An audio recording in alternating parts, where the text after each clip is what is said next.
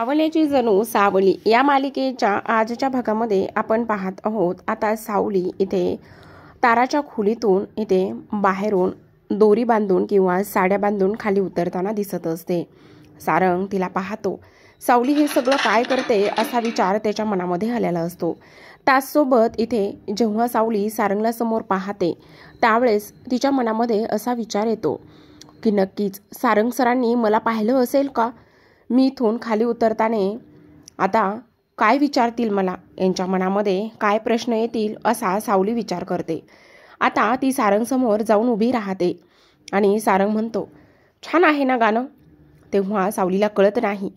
त्यावर आता सावली म्हणत असते त्यावर लगेचच आता तो म्हणत असतो, बघ ना किती छान गाते ना तारा, ताराचा आवाज किती छान आहे, गोड आहे, बरोबर ना? त्यावर सावली म्हणत असते, खरंच खूप गोड गाते। पण इकडे लगेचच तो म्हणत असतो, पण सावली तुला एक गोष्ट सांगू का?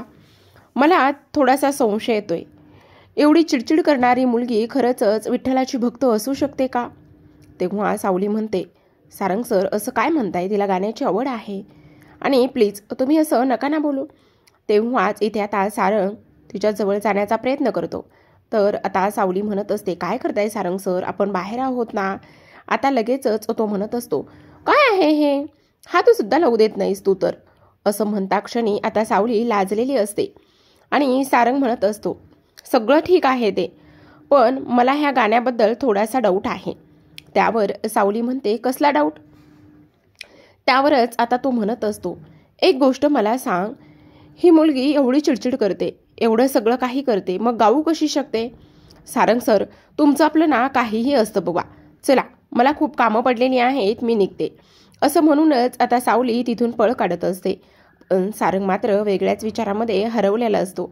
खरंच आता सारंगच्या मनामध्ये सावलीच्या त्या गाण्याबद्दल सत्य येऊ शकतं का? काय असेल बरं? कारण आतापर्यंत बऱ्याचदा इथे ताराने गाण्याचं टाळलेलं असतं आणि आज जेव्हा सावली त्याच्या खोलीमध्ये गेलेली असते आणि तेव्हा खोलीमध्ये गेल्यानंतर आज हा असा धमाका इथे झालेला असतो। तर आता इकडे सगळेजण हॉलमध्ये बसलेले असतात आणि सगळेजण इथे हॉलमध्ये बसलेले असताना आता गणपतीची स्थापना झालेली असते, पण आता गौरीची स्थापना होणार असते आणि गौरीसाठी इथे मेहेंदळ्याच्या घराच्या ज्या सुना आहेत त्यांच्या माहेरून साडी आणि त्याचबरोबर काही दागिने किंवा काही भेटवस्तू वगैरे ह्या सणानिमित्त येत असतात आणि त्याबद्दलच इथे ही सगळी काही चर्चा सुरू असते। इकडे अमृता म्हणत असते, आई सॉरी, माझ्या माहेरून यावेळेस काहीच येणार नाही। का ग? त्यांना सुतक आहे म्हणून नाही येणार। तेवढ्यातच आता इकडे ऐश्वर्याच्या माहेरून बऱ्याच काही गोष्टी, वाणवस्तू वगैरे आलेल्या असतात आणि इकडे सावलीच्या मनामध्ये विचार येतो, खरंच इथे हे सगळं घेण्याचं आहेच आणि त्याचबरोबर इकडे आता ऐश्वर्याच्या घरून म्हणजे तिच्या माहेरून एवढ्या वस्तू आल्यानंतर दरवर्षीप्रमाणे तुझे आईवडील रीतभात पाळायचं विसरत नाहीत बघ ऐश्वर्या, असं ऐश्वर्याचं गुणगान गात असतात। तर इकडे अमृताचं सुद्धा गुणगान चालूच असतं, कारण तिलोत्तमा म्हणत असते, प्रत्येक वर्षी तुझे आई बाबा सुद्धा सगळं अगदीच रीतीभातीने करतात बघ अमृता। पण अमृता म्हणते, हो ते सगळं खरं आहे, पण यावेळेस मात्र त्यांना हे सगळं करायला जमणार नाही, असं इथे ती बोलत असते। त्याचबरोबर इकडे आता ह्या दोघींच्या माहेरून येण्याचा प्रश्न असतो, कारण आता इकडे जी ताराची आई आहे ती मात्र इथे तिलोत्तमाशी बोलत नसते। चांगली मैत्रीण असून सुद्धा इकडे त्या दोघीचे बरेच खटके इथे उडालेले असतात आणि बरेच खटके उडाल्यानंतर आता त्या पुन्हा एकमेकींच्या घरी मानापानाशिवाय जाणार नसतात, हे सुद्धा तितकंच खरं असतं। इकडे मात्र ऐश्वर्या म्हणत असते, खरं तर जे काही करायचं आहे ना ते व्यवस्थित करायचं आहे, कारण आता गौरीचं सुद्धा इथे आगमन आता होणार आहे आणि गौरीचं सुद्धा थाटामाटात आगमन करायचं आहे, असा विचार ती लोक आता करत असतात। त्याचबरोबर आता सगळ्यात आणि इम्पॉर्टंट गोष्ट असते ती म्हणजेच की जो सारंग आहे तो विचार करत असतो, सावली इथे तुझ्या आईबाबांना सुद्धा आपण बोलूयात, तुझे आईबाबा सुद्धा येऊ शकतात ना, असं इथे तो बोलत असतो। पण इकडे मात्र आता ऐश्वर्याला ह्या सगळ्या गोष्टी अजिबातच आवडत नसतात। तर आता तारा म्हणत असते, मग अमृता बहिणीच्या घरचे कोणी येणार नाहीये ते सुतक आहे म्हणून, पण माझ्या घरचे माझी आई तर येऊ शकते ना। तेवढ्यातच आता अमृता म्हणत असते, ए हॅलो, तुझ्या घरचे आले म्हणजे ह्या सावलीच्या घरचे सुद्धा येतील, आणि तेव्हा सारंग म्हणत असतो, मग काय प्रॉब्लेम आहे? त्यावर तिलोत्तमा म्हणत असते, हे बघा, सणासुदीच्या दिवसात मला कोणाच्याच घरचे इथे नकोय, वादविवाद नकोय, कसलं टेन्शन नकोय, समजलं? असं म्हणून आता हा विषय इथेच बंद राहतो. इकडे आता सावलीच्या आई बाबा मार्केटमध्ये काही भेटवस्तू घेण्यासाठी आणि गौरीसाठी साड्या घेण्यासाठी मार्केटमध्ये गेलेले असतात. तेव्हा ते सावलीला फोन करतात. सावली म्हणते, बोला ना आई बाबा, कसे आहात तुम्ही? त्यावरच आता इकडे ते म्हणत असतात, सावली बाळा, आम्ही ठीक आहोत ग, तू कशी आहेस? त्यावरच आता इकडे ते म्हणत असतात, आम्ही ठीक आहोत ग, पण आता सगळ्यात महत्त्वाची एक गोष्ट आहे बघ, आणि ती म्हणजेच की हे बघ, तुला आता आम्हाला एक गोष्ट सांगायची आहे, आणि ती म्हणजेच की इथे आता हे बघ, आता इकडे गौरी आहेत, आणि गौरी असल्या कारणाने आता आम्हाला असं वाटतंय की तुझ्या माहेर सासरी इथे भेटवस्तू देतात, त्याचबरोबर गौरीचं वाण सामानाचं सामान देतात, आणि त्यामुळे मला असं वाटतंय की आता हे आम्ही सगळं काही घेऊन यावं. इथे सावलीला कळत नसतं काय करावं काय नाही म्हणून. तेव्हा आता तिच्या मनामध्ये विचार येतो, काय करू, सांगू का नको? आणि त्याचसोबत सांगायला गेलं तर आता ह्यांना जर म्हटलं तर नको यायला, तर मग मात्र हे खूप चुकीचा विचार करतील, किंवा आईबाबा जर इथे आले तर आता ही गोष्ट कोणालाच आवडणार नाही वगैरे वगैरे, असं इथे ती बोलते. आणि तेव्हा आता तिच्याकडे कुठलाच पर्याय शिल्लक राहिलेला नसतो. त्यावर आता लगेचच ती म्हणत असते, आता आईबाबांना कसं सांगू आणि काय करू मला समजत नाही, असा विचार ती करते. तर इकडे सावलीचे आईबाबा म्हणत असतात, पण इथे सावली असं आपल्याला का म्हटली असेल की येता वेळेस फोन करा म्हणून? त्यावरच ते म्हणत असतात, अगं तू वेडी आहेस का? तिचं एवढं मोठं घर आहे, त्यासोबत सणासुदीचे दिवस आहेत, आणि सणासुदीचे दिवस असल्यामुळे तिला असं वाटत असेल कदाचित की इथे येताना एखादा फोन वगैरे करावं म्हणून, आणि त्यामुळेच इथे ती तसं असं बोलली असेल. तू नको काळजी करूस बरं, असं बोलल्यानंतर आता इकडे ती मात्र वेगळ्याच विचारामध्ये गेलेली असते. तर आता इकडे सर्वात महत्त्वाची गोष्ट, इकडे आता ताराने तिच्या आईला फोन केलेला असतो, आणि तिच्या ताराने तिच्या आईला फोन केल्यानंतर इथे ती म्हणत असते, अक्षरशः रडायला लागलेली असते, आणि ती म्हणत असते, आई प्लीज ग. आणि तेव्हा ती म्हणते, काय झाले तारा, तू का रडत आहेस? त्यावरच ती म्हणते, आता तुला माझी आठवण आलेली आहे का? आणि इथे मेहेंदळेची सून झालेली आहेस ना, आणि मेहेंदळ्यांची सून झाल्यानंतर आता इकडे ह्या सगळ्या गोष्टी अशा झाल्यात, आणि त्याचबरोबर इकडे हे सगळं असं झाल्यानंतर आता तू असं का करतेस, असं इथे बोलत असते. त्यावर तारा म्हणत असते, अगं आई, आत्ता मला तुझी खूप गरज आहे ग, आमच्या घरी गौरीचा कार्यक्रम आहे, मग माझ्या माहेरून काहीतरी यायला पाहिजे ना, आणि म्हणूनच मी तुला फोन केलाय.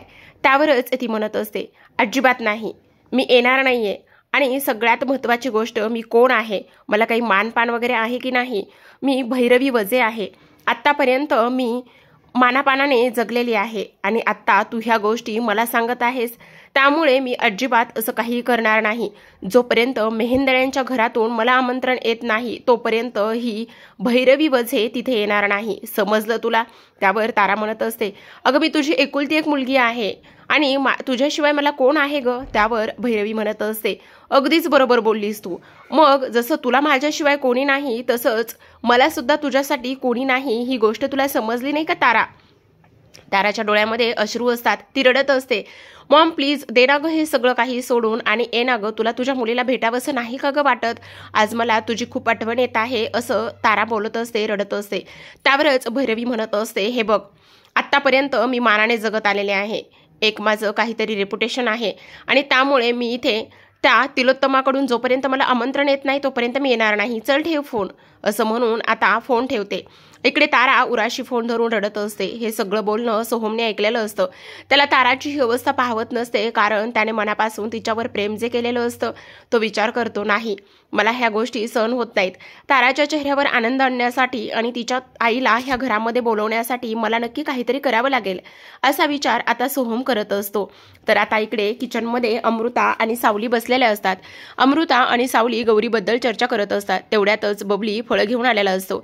तेवढ्यातच सावली म्हणत असते, बबली भैया मला एक गोष्ट सांगा, गौराईचे स्टँड वगैरे आणलेले आहेत का? त्यावर लगेचच बबली म्हणत असतो, हो सगळं काही आणलेलं आहे, मागून ठेवलेलं आहे. तेवढ्यातच सोहम विचार करतच तिथे आलेला असतो आणि विचार करतच तिथे आल्यानंतर आता इकडे तो एक गोष्ट करत असतो, अगदीच अस्वस्थ असतो. बबली म्हणत असतो, काय झालं, एवढा टेन्शनमध्ये का बरं आहेस?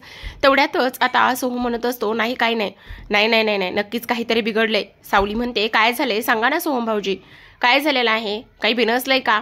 त्यावर आता इकडे बबली म्हणत असतो, बिनसणार तर आहे नसना, इकडे आपल्या त्यांच्या ज्या सौ आहेत त्यांचं काहीतरी झालेलं असेल ना, असं इकडे तो म्हणत असतो. त्याचबरोबर आता इकडे ती म्हणत असते, काय झालेलं आहे? त्यावरच तो म्हणतो, सगळ्यात महत्त्वाची गोष्ट म्हणजेच की एक झालेली आहे आणि ती म्हणजेच की पाहायला गेलं तर ताराची खूप जास्त इच्छा आहे आणि ती काय, तर असं विचारल्यावर आता तो म्हणत असतो की तिला तिच्या आईला इथे बोलवण्याची इच्छा आहे असं म्हणतो. त्यावरच आता नाही बोलवू शकत असं तिच्या मनामध्ये येतं. सावली विचार करते, इथे आता तिची इच्छा आहे पण इकडे मी माझ्या आईबाबांना काय सांगणार आहे? आईबाबा सुद्धा इकडे येण्यासाठी तयारी करत आहेत, काय करावं काहीच सुचत नाही ह्या विचारामध्ये सावली असते. मग आता काय करणार, कोण आपल्याला ह्या सगळ्या गोष्टीमधून सोल्युशन देणार असा विचार सुरू असतो. इकडे बबली म्हणत असतो, तू नको ना काळजी करूस, आणि त्याचसोबत सगळ्यात महत्त्वाचं म्हणजेच की आता ह्या सगळ्या गोष्टी अशा झालेल्या आहेत पण काहीतरी करावं लागणार म्हणून सावली सुद्धा विचार करत असते. तर अमृताशी ती बोलत असते तेव्हा अमृता म्हणते, काहीतरी करावं लागेल, कारण सगळ्यात महत्त्वाचं म्हणजे आता इकडे तारा अपसेट आहे, त्याचसोबत तुझे आई बाबा सुद्धा येणार आहेत, मग काय सोल्युशन काढायचं असा इथे ते सगळेजण विचार करतात. पण ह्या सगळ्यावर आता सारंगच सोल्युशन काढणार असतो. सारंग तिथे येतो आणि सारंग तिथे आल्यानंतर आता इकडे तो लगेचच पाहत असतो. तो म्हणतो, काय झालेलं आहे? त्यावर आता तुम्हाला आम्हाला मदत करावी लागेल, इथे आईला मनवायचं आहे. कशासाठी? इथे माझ्या आईबाबांना इथे गौरीसाठी बोलवायचंय, त्याचबरोबर ताराच्या आईला सुद्धा. आता लगेचच इकडे सारंग म्हणत असतो, हो मिळालं ना, लगेचच सोल्युशन सुद्धा मिळालं असं इथे तो बोलत असतो. तर आता इकडे बबली म्हणत असतो, मला माहित होतं नक्कीच काहीतरी इथे सोल्युशन मिळेल असं इथे तो बोलतो. आणि ह्या सगळ्या गोष्टी इथे तो बोलल्यानंतर आता लगेचच ही लोक विचार करायला लागलेले असतात. ती लोक विचार करायला लागलेली असतात की नाही, काही जरी झालं तरी सुद्धा आता माझ्याकडे एक बेस्ट आयडिया आहे. ती आयडिया काय आहे असं सारंग सगळ्यांना सांगत असतो आणि ही आयडिया नक्कीच वर्क होईल असं आता तो म्हणत असतो. आता ह्या आयडियामध्ये हे तिघे आणि त्या दोघी असे 5 जण, हे 5 जण आता ह्या आयडियामध्ये असतात. आणि जेव्हा आता सगळेजण इथे बसलेले असतात, सगळेजण डायनिंग टेबलवरती बसलेले असतात आणि सगळेजण डायनिंग टेबलवरती बसलेले असल्यानंतर आता मुद्दामच इथे सोहम तिलोत्तमाला बोलायचा प्रयत्न करत असतो. सोहम तिलोत्तमाशी बोलण्याचा प्रयत्न करतो. तर आता इकडे तिलोत्तमाला प्रश्न पडतो की ह्यांना नक्कीच काहीतरी बोलायचं आहे, पण काय बोलायचं आहे ही गोष्ट मात्र तिला कळत नाही. आणि म्हणूनच आता ती म्हणत असते, काय चाललेलं आहे तुम्हा सगळ्यांचं? बबली, काय चाललेलं आहे, बोल लवकर. तेव्हाच तो म्हणतो, नाही कुठे काय चाललेलं आहे, काहीही चाललेलं नाहीये. त्यावर लगेचच आता इकडे ती म्हणत असते, काही कसं नाही चाललेलं, काहीतरी चाललेलं आहे. तुम्हाला माझ्याशी काही बोलायचं आहे का, काही विचारायचं आहे का, काही परवानगी हवी आहे का? असं म्हटल्यानंतर आता लगेचच इकडे सारंग बोलत असतो, खरं सांगू का, मला काय बोलायचं आहे? त्यावर आता इकडे तो बोलत असतो, हां बोल ना, सांग ना, काय सांगायचं आहे? आपण इकडे सावलीच्या आईबाबांना बोलावू का? सावलीच्या आईबाबांना जर बोलावलं गौरीसाठी तर कसलं भारी होईल ना. त्यावर आता इकडे ऐश्वर्या म्हणत असते, त्याची काही गरज नाहीये, आणि तुम्हाला माहिती ना मला ही मुलगी अजिबातच आवडत नाही म्हणून, आणि मला ही मुलगी अजिबातच न आवडल्यामुळे इथे मी हे सगळं काही करत आहे.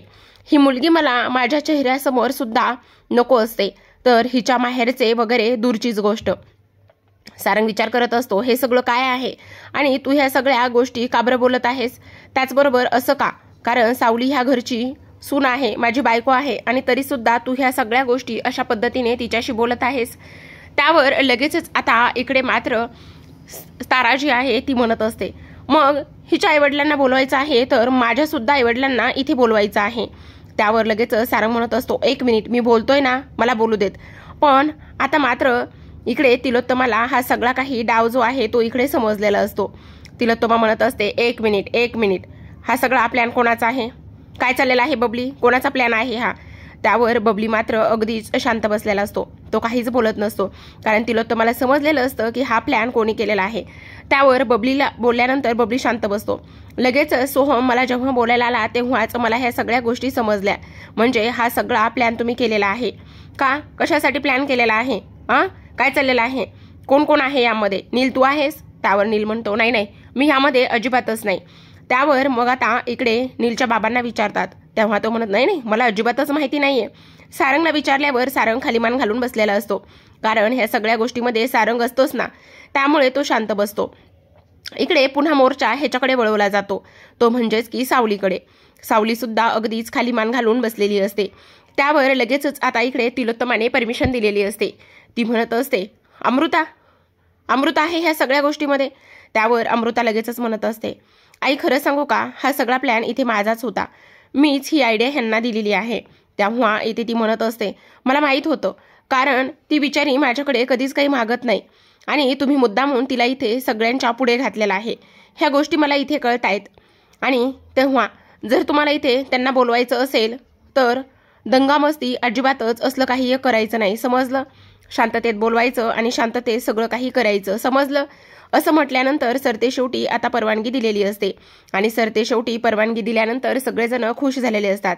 आता लगेचच इकडे जो बबली आहे, बबली मात्र एक गोष्ट करत असतो आणि ती म्हणजेच की तो लगेचच आता स्वतःच्या चेहऱ्यावरती काकड्यांचे काप ठेवत असतो. स्वतःच्या चेहऱ्यावरती काकड्यांचे काप ठेवल्यानंतर इकडे मात्र सगळेजण हसायला लागलेले असतात, कारण तिलोत्तमाने आता शेवटी परवानगी दिलेली असते. पण तिलोत्तमा म्हणत असते, काही जरी झालं तरी सुद्धा सगळ्यात महत्त्वाची गोष्ट म्हणजेच की दंगा मस्ती ह्या सगळ्या गोष्टी अजिबातच करायच्या नाही, समजलं? शांततेत सगळं काही जे काही करणार आहात ते सगळं काही शांततेत पार पाडायचं आहे, काहीही वेडवाकडं करायचं नाही, समजलं? असं म्हटल्यानंतर आता इकडे मात्र सगळेजण हसायला लागलेले असतात. सगळेजण हसायला लागलेले असतानाच आता इकडे बबली डोळ्यावरची काकडीची पट्टी काढून बघतो काय झालेलं आहे म्हणून, आणि तेव्हा त्याला समजतं की नाही नाही नाही, आता इकडे मात्र आपल्याला परवानगी मिळालेली आहे आणि आपल्याला परवानगी मिळाल्यामुळे आता सगळेजण आनंदामध्ये असतात, कारण सावलीच्या घरचे येणार असतात, त्याचबरोबर ताराच्या घरचे सुद्धा येणार असतात. पण आता प्रेक्षकांनो, सावलीच्या घरच्या आल्यानंतर ऐश्वर्या कशा पद्धतीने इथे तिचा अपमान करेल हे पाहणं खूपच जास्त रंजक आणि त्याहूनही तेवढंच इंटरेस्टिंग असणार असतं. तर अशाच नवनवीन आणि सोबत डेली मालिकांचे अपडेट्स आणि रिव्ह्यू पाहायचे असतील, जाणून घ्यायचे असतील तर आपल्या चॅनलला नक्की सबस्क्राईब करा. कारण प्रेक्षकांनो, सगळ्यात आणि इंटरेस्टिंग गोष्ट म्हणजेच की आता तिलोत्तमाने ऐश्वर्याला झापलेलं असतं. ऐश्वर्याला त्या म्हटलेलं असतात की ऐश्वर्या जरा ॲडजस्ट करून घ्यायचं शिक, हे बघ आपली जॉईंट फॅमिली आहे आणि सगळ्यात महत्त्वाची गोष्ट म्हणजेच की हे सगळे आपले आहेत, त्यामुळे ॲडजस्ट करायला शिकलं पाहिजेस, असं आता इथे तिलोत्तमाने सांगितलेलं असतं. आता तिलोत्तमाने ह्या सगळ्या गोष्टी सांगितल्यानंतर ऐश्वर्या चांगलीच आता जळफळाट झालेला असतो. तर इकडे सगळेजण हसायला लागलेले असतात, कारण सरतेशेवटी इथे आता तिलोत्तमाने ह्या सगळ्या गोष्टींना होकार दिलेला असतो. तर आता प्रेक्षकांनो, अशाच नवनवीन डेली मालिकांचे अपडेट्स आणि रिव्ह्यू जाणून घ्यायचे असतील, पाहायचे असतील तर नक्की चॅनलला सबस्क्राईब करा. भेटूयात पुन्हा एका नवीन